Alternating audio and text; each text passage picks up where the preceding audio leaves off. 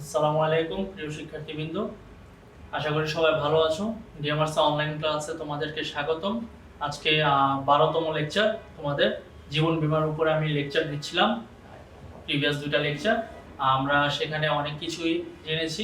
আজকে তোমাদের এই 12তম লেকচারে আমি মোহাম্মদ রিয়াদুল ইসলাম, প্রভাষক, ফিনান্স বিভাগ, ডক্টর মাহবুবুর রহমান মোল্লা কলেজ।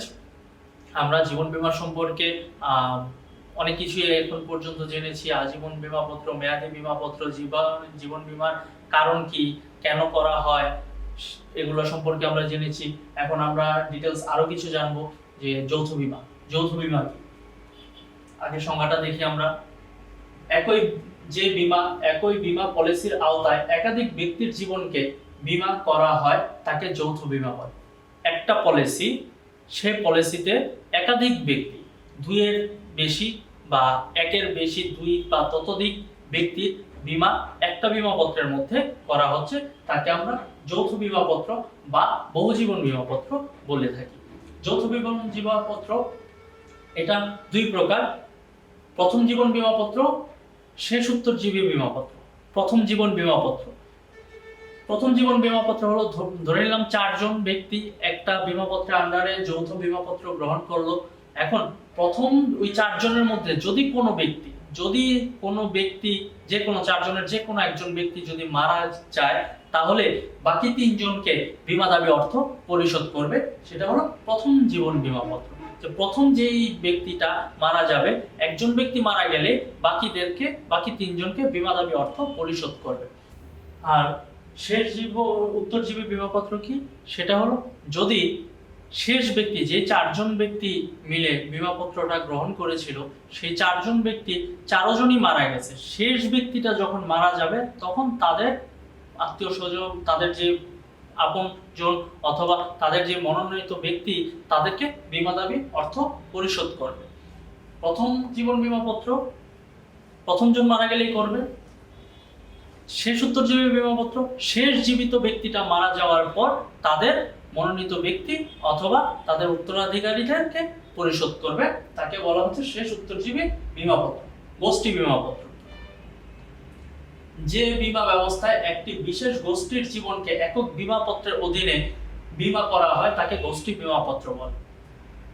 একটা গোষ্ঠী বলতে একই শ্রেণীর বা একই সম শ্রেণীর আওতাভুক্ত সকল ব্যক্তিকে একটা বীমাপত্রের আন্ডারে যে বীমা করা হয়, তাকে গোষ্ঠী বীমাপত্র বলে। ধরে নিই একটা গার্মেন্টস ফ্যাক্টরির মালিক অথবা একজন বাস কোম্পানির মালিক, সে বাসের যত ধরনের তার স্টাফ আছে, সকল স্টাফের জন্য একটা বীমা করলো, এবং অথবা গার্মেন্টস কোম্পানির মালিক তাদের সকল ওয়ার্কারের জন্য একটা বীমা পলিসি গ্রহণ করলো। কেন? যদি কোনো ধরনের, কারণ এগুলা নরমালি অন্য সব জব থেকে একটু রিস্কি, কারণ মেশিনারিজের কাজ, রাস্তার যানবাহন চালানো সেটাও একটু ঝুঁকির কাজ। সেক্ষেত্রে যদি কোনো অ্যাক্সিডেন্ট বা দুর্ঘটনা ঘটে, তখন মালিকের উপর দায় বর্তায় বা ক্ষতিপূরণ দিতে হতে পারে। সেই ঝুঁকিটা এড়ানোর জন্য মালিক এই ধরনের বীমাপত্র করে থাকে, যে তার আওতাভুক্ত যত কর্মী আছে অথবা তার আওতাভুক্ত যত শ্রমিক আছে, তাদের সবাইকে একই বীমাপত্রের আন্ডারে বীমা করে, যাতে কোনো ব্যক্তি যদি কোনো ক্ষতিগ্রস্ত হয় বা কোনো মারা যায়, সেক্ষেত্রে প্রতিষ্ঠান তাকে একটা সহায়তা করতে পারে। এখানে কিছু বৈশিষ্ট্য আছে, বৈশিষ্ট্যগুলো দেখো। যে গোষ্ঠীভুক্ত অনেক মানুষের জীবনকে একত্রে এক বীমাপত্রের অধীনে বীমা করা হয়। আমার যত ওয়ার্কার আছে, সব ওয়ার্কারকে আমি একটা বীমাপত্রের আন্ডারে বীমা করে দিলাম। যদি কেউ মারা যায়, এই ওয়ার্কারদের মধ্যে তো কেউ যদি কোনো দুর্ঘটনার শিকার হয়, সেক্ষেত্রে প্রতিষ্ঠান তাকে আর্থিক সহায়তা করতে পারে। এক্ষেত্রে বীমাপত্রের সাথে বিভাগিত ব্যক্তিদের বিবরণীর তালিকা যুক্ত করা হয়। আমার যে ওয়ার্কার, যাদের নামে আমি বীমাটা করলাম, তাদের সবারই আলাদা আলাদা একটা তালিকা, তাদের নামের বিবরণী, তাদের সমস্ত ধরনের ইনফরমেশন আমি এই বীমাপত্রের সাথে সংযুক্ত করে দেব। তালিকাভুক্ত কোনো বীমা গ্রহীতা মারা গেলেও এই বীমাপত্র চালু থাকে। এটা একটা খুব রিমার্কেবল বৈশিষ্ট্য, এবং এটা খুব ভালোভাবে খেয়াল রাখবা। আমি সবসময় বলতেছি যে এই ধরনের টপিকগুলোতে খুব ক্রিটিক্যাল কিছু জিনিস থাকে যেটা সহজেই সৃজনশীল প্রশ্নে ধরা যায় না যদি তুমি খেয়াল না করো। যে এখানে তালিকাভুক্ত, এটা সেরকম একটা ব্যাপার যে তালিকাভুক্ত কোনো বীমা গ্রহীতা মারা গেলেও এই বীমাপত্র চালু থাকে। আমার ওয়ার্কারদের মধ্যে যদি কেউ মারা যায় তাকে তো অবশ্যই বীমা দাবি অর্থ পরিশোধ করতেছে, তাকে একটা ফাইন্যান্সিয়াল সাপোর্ট দিচ্ছে, কিন্তু এতে কি আমার বীমা যে পলিসিটা আমি গোষ্ঠী বীমা করছিলাম সেই পলিসিটাকে বন্ধ হয়ে যাবে? না, সেই পলিসিটা বলবৎ থাকবে। সেই পলিসিটা আমরা কন্টিনিউ করতে থাকবে। বীমা গ্রহীতা যেই ব্যক্তিটা মারা গেছে সেই ব্যক্তিকে একটা ফাইন্যান্সিয়াল সাপোর্ট দিচ্ছে। জীবন বীমা চুক্তি সম্পাদন প্রক্রিয়া। আচ্ছা, এই ব্যাপারটা আমরা একটু গল্প আকারে চিন্তা করি। ধরে নিলাম মিস্টার রহিম একজন একটা বীমা চুক্তি করতে চাচ্ছে বা একটা বীমা পলিসি গ্রহণ করতে চাচ্ছে, তাহলে সে কি করবে? ফার্স্টে যে কোনো একটা বীমা কোম্পানির কাছে যাবে, বীমা কোম্পানির কাছে যে বলবে যে ভাই আমি একটা বীমা করতে চাচ্ছি, এত বছর মেয়াদি একটা বীমা করতে চাচ্ছি, সেই বীমাটা কত কি পরিমাণ পলিসি, বা 10 বছর পর আমি একটা বীমা করতে চাচ্ছি, 10 বছর পর আমি 1 লাখ টাকা 10 লাখ টাকা আমি চাচ্ছি বা 15 লাখ টাকা আমি চাচ্ছি, সেক্ষেত্রে আমার কি করণীয়? মানে কি বীমা কোম্পানিকে আমি প্রস্তাব দিচ্ছি, বা ওই ব্যক্তি মিস্টার রহিম বীমা কোম্পানিকে প্রস্তাব দিচ্ছে। এবার এই প্রস্তাবটা পাওয়ার পর বীমা কোম্পানি সেটা বিবেচনা করবে। কিভাবে বিবেচনা করবে? যে সে যে রহিম যে প্রস্তাবটা দিচ্ছে 10 বছর পর সে 10 লাখ টাকা বীমা দাবি অর্থ চাচ্ছে, সে 10 বছর এটা কন্টিনিউ করবে, কি পরিমাণ প্রিমিয়াম দিবে, এইগুলা কি তাদের পলিসির আওতাভুক্ত কিনা, যে বীমা কোম্পানি বীমাটা করবে বীমাকারী, সেই বীমাকারী বা কোম্পানির আওতাভুক্ত, বা সেই বীমা কোম্পানির মূলনীতির মধ্যে কি এই তার প্রস্তাবেরটা পরে কিনা, বা তার প্রস্তাবটা বিবেচনায় সেভাবে তারা বিবেচনায় প্রস্তাবটা আনবে।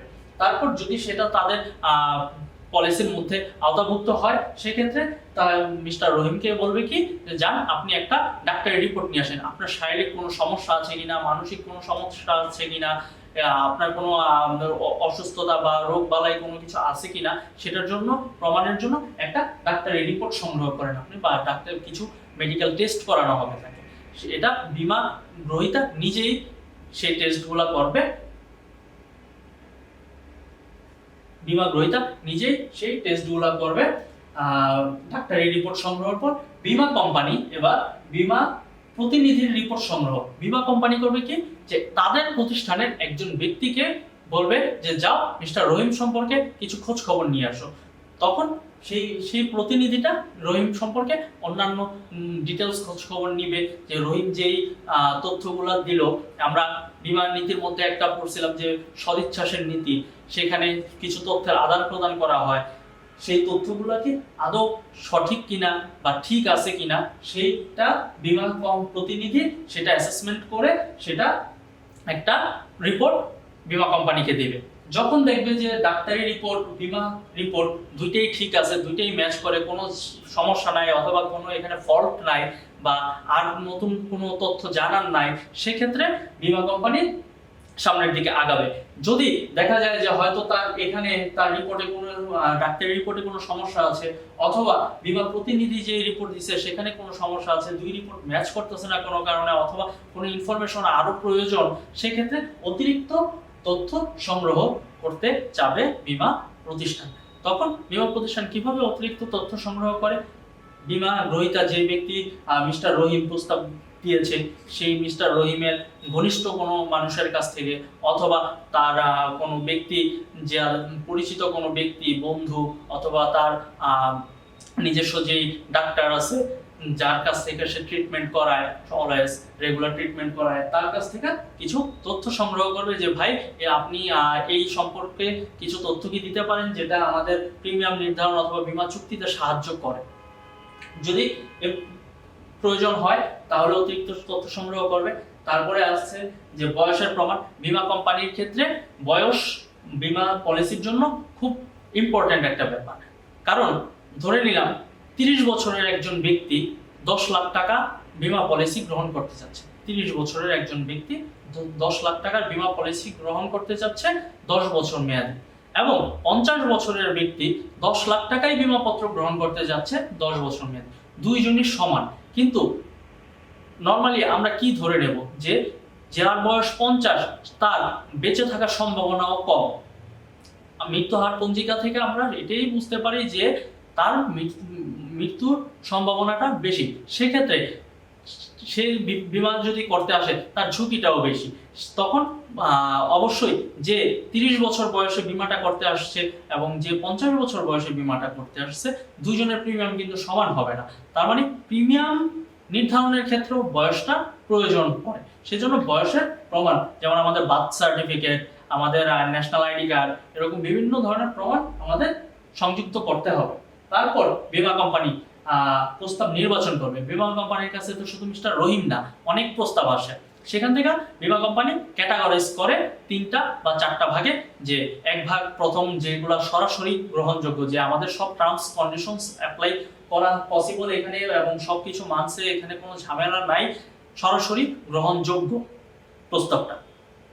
আরেক ক্যাটাগরি আছে যেটা একটু প্রিমিয়াম বেশি করে যদি নেওয়া হয় তাহলে সেটা গ্রহণ করা যায়।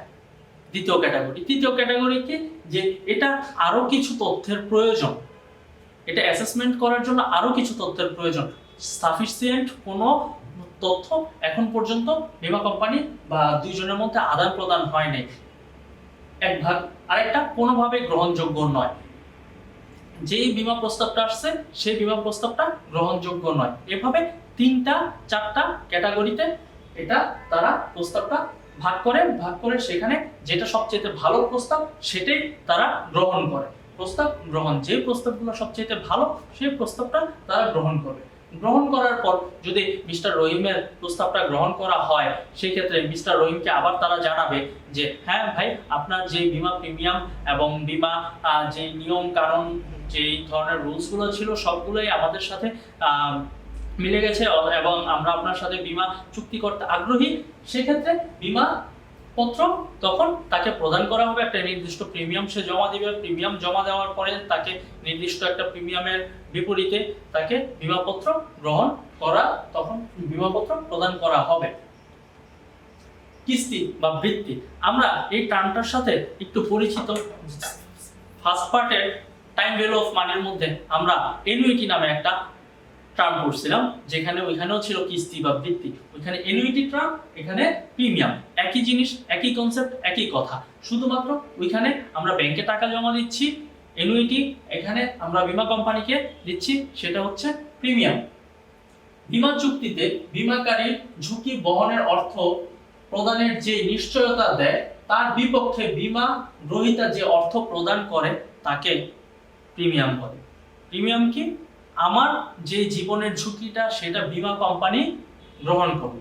বীমা কোম্পানি যখন এই ঝুঁকিটা গ্রহণ করলো, বীমা কোম্পানি কি শুধু শুধু আমার জীবনের ঝুঁকি নিবে? তাকে তো কিছু একটা দিতে হবে। কি দেয়? সে তাকে একটা নির্দিষ্ট পরিমাণ অর্থ, যেটাকে আমরা বলছি বীমা প্রিমিয়াম, যেই অর্থের বিনিময়ে সে আমার জীবনের ঝুঁকিটা বা আমার অন্য যদি এটা সম্পত্তি বীমা হয়ে থাকে সম্পত্তির ঝুঁকিটা গ্রহণ করে। প্রিমিয়াম 2 প্রকার, নিট প্রিমিয়াম এবং মোট প্রিমিয়াম। নিট প্রিমিয়াম কি? নিট প্রিমিয়াম হলো বীমা কোম্পানি বীমা দাবি অর্থ পরিশোধের পর যদি বীমা কোম্পানির নিজস্ব খরচ মিট আপ করার, নিজস্ব খরচ বহন করার ক্যাপাবিলিটি না থাকে, তাহলে সেটাকে বলা হয় নিট প্রিমিয়াম। ধরে নিই যে বীমা কোম্পানি 50,000 টাকা বা 5 লাখ টাকা বীমা দাবি অর্থ পরিশোধ করবে এবং প্রিমিয়ামও তখন যদি 5 লাখ টাকা ধরে নেয়, সেক্ষেত্রে এটা হবে নিট প্রিমিয়াম। এখন মোট প্রিমিয়াম কি? মোট প্রিমিয়াম হলো বীমা দাবি অর্থ পরিশোধের পরেও বীমা কোম্পানি নিজস্ব খরচ বহন করার, নিজস্ব খরচ করার জন্য যে অর্থটা থাকে সেটা একসাথে বলা হচ্ছে মোট প্রিমিয়াম। যে আমার যে প্রিমিয়াম আমি কালেক্ট করলে আমি বীমা দাবি অর্থও পরিশোধ করতে পারবো এবং আমার নিজস্ব খরচও আমি সেটা দিয়ে মিট আপ করতে পারবো, সেই প্রিমিয়ামটাকে বলা হচ্ছে মোট প্রিমিয়াম।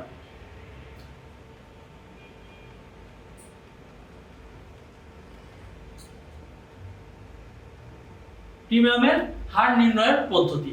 প্রিমিয়াম কিভাবে নির্ণয় করা হয়? আমি যে একটা বীমা দাবি অর্থ পরিশোধ করবে এবং বীমা গ্রহীতা প্রতি মাসে মাসে একটা অ্যামাউন্ট দিয়ে যাবে বীমা কোম্পানিকে, কি পরিমাণ অ্যামাউন্ট দিবে সেটা কিভাবে নির্ণয় করা হয়? সেটা নির্ণয়ের ক্ষেত্রে কিছু উপাদান বা কিছু বৈশিষ্ট্য আমাদের বা কিছু টার্ম আমাদের মনে রাখতে হবে। যেমন প্রস্তাবিত বীমাকৃত অর্থ, যে ব্যক্তিটা বীমা গ্রহণ করতেছে সেই ব্যক্তিটা কি পরিমাণ অর্থ বীমা দাবি হিসাবে চাচ্ছে। 10 বছর মেয়াদী এ একজন ব্যক্তি, বি একজন ব্যক্তি, এ ব্যক্তি বি ব্যক্তি, দুই ব্যক্তি 10 বছর মেয়াদী বীমা করতে চাচ্ছে। এখন একজনে চাচ্ছে 30 লক্ষ টাকা, আরেকজনে চাচ্ছে 50 লক্ষ টাকা। অবশ্যই যে 30 লক্ষ টাকা চাচ্ছে তার 10 বছরে 30 লক্ষ চাচ্ছে, আরেকজন 10 বছরে 50 লক্ষ চাচ্ছে, তাহলে যে 50 লক্ষ চাচ্ছে, বেশি টাকা চাচ্ছে, তার বীমা প্রিমিয়াম বেশি হবে, আর যে কম চাচ্ছে তারটা কম হবে। মেয়াদ, বীমাপত্রের মেয়াদ, বীমাপত্রের মেয়াদটাও এখানে একটা ফ্যাক্টর হিসাবে কাজ করে। যেমন আমি এখানে, ওইখানে তো বেশি চাইছিল, এখানে আমরা ধরে নিই দুইজনেই 20 লাখ টাকা করে, এই ব্যক্তি এবং বি ব্যক্তি, দুই ব্যক্তি 20 লাখ টাকা করে বীমা দাবি চাচ্ছে, কিন্তু একজনে করছে 10 বছর মেয়াদি, একজনে করছে 6 বছর মেয়াদি। এখন 6 বছর পরে তাকে দিতে হবে 20 লাখ এক ব্যক্তিকে, আরেক ব্যক্তিকে দিতে হবে 10 বছর পরে 20 লাখ। তাহলে কার বীমা প্রিমিয়ামটা বেশি হবে? অবশ্যই যাকে 6 বছর পরে 20 লাখ দিতে হবে তার বীমা প্রিমিয়ামটা বেশি হবে। বীমাপত্রের ধরন, বীমাপত্রের ধরন আমরা বিভিন্ন ধরনের বীমাপত্র দেখে আসছি। মেয়াদী বীমাপত্র, আজীবন বীমাপত্র, সাময়িক বীমাপত্র। সেক্ষেত্রে আমরা একটু মনে করার চেষ্টা করব যে সাময়িক বীমাপত্রে কিন্তু এককালীন অর্থ পরিশোধ করতে হয়, মেয়াদী এবং আজীবন বীমাপত্রে কিস্তির মাধ্যমে পরিশোধ করতে হয়। তাহলে আমাদের যদি সাময়িক বীমাপত্র নিই, যে পরিমাণ অর্থটা প্রিমিয়াম হিসাবে দিতে হবে, মেয়াদী বীমাপত্র নিলে বা আজীবন বীমাপত্রে কি নিলে কি সে পরিমাণ কিস্তিটাই কি আমাকে প্রতি মাসে বা প্রতি বছর বছর দিতে হবে? কখনোই না, কারণ বীমাপত্রের ধরন ওইটা এককালীন আর এটা কিস্তি, এটার উপর ডিপেন্ড করে আমাদের বীমাপত্রের উপর ধরনের উপর ডিপেন্ড করে আমাদের কি পরিমাণ প্রিমিয়ামের হার নির্ধারণ করা হবে। বিনিয়োগের সুবিধা, এখানে বিনিয়োগের সুবিধাটা বীমা কোম্পানির পয়েন্ট অফ ভিউ থেকে বিচার করা হয়। যে বীমা কোম্পানি যে আমার কাছ থেকে প্রিমিয়ামগুলো নিচ্ছে, সেই প্রিমিয়ামগুলো তো অবশ্যই তারা হাতে রেখে পয়সা থাকবে না, তারা কোথাও ইনভেস্ট করবে, বিনিয়োগ করবে, যেটা থেকে প্রফিট আসবে। এখন কি পরিমাণ প্রফিট বা ওই কোম্পানির কি পরিমাণ বিনিয়োগের সুযোগ আছে এবং সেই বিনিয়োগ থেকে কি পরিমাণ প্রফিট আসে, সেটার উপরও ডিপেন্ড করে আমাদের প্রিমিয়ামের হারটা। ঝুঁকির ধরন, ব্যক্তি যে বীমা গ্রহীতা, সেই গ্রহীতার নিজের জীবন, বয়স, পেশা, স্বাস্থ্যগত অবস্থা, চারিত্রিক ও অভ্যাস, পারিবারিক ইতিহাস, বাসস্থান, আর্থিক সামর্থ্য, জীবনযাত্রার মান, এগুলোর উপরেও অনেক সময় ব্যক্তির ঝুঁকি নির্ভর করে। যদি ব্যক্তির পেশা একটু রিস্ক বা ঝুঁকিপূর্ণ পেশায় নিয়োজিত থাকে, তাহলে তার মৃত্যুর মৃত্যুর সম্ভাবনাও ঝুঁকিটাও একটু বেশি থাকে। যদি বিমাকৃত ব্যক্তির একজন 10 বছরের ব্যক্তি আর একজন 50 বছরের ব্যক্তি, অবশ্যই দুইজনের মধ্যে ঝুঁকিটা 50 বছরের ব্যক্তিরই বেশি থাকে, যেহেতু সে জীবনের একটা বড় সময় পার করে ফেলেছে। সেই ক্ষেত্রে ঝুঁকির ধরনের উপর ডিপেন্ড করে বীমা প্রিমিয়ামের হার নির্ণয় করা হয়। তাহলে শিক্ষার্থীরা আজকে এ পর্যন্তই। নেক্সট আমাদের আবার আমরা আরো কিছু টপিক বাকি আছে, আমরা তারপরের ক্লাসে জানবো। ততক্ষণ পর্যন্ত সবাই ভালো থাকো, সুস্থ থাকো।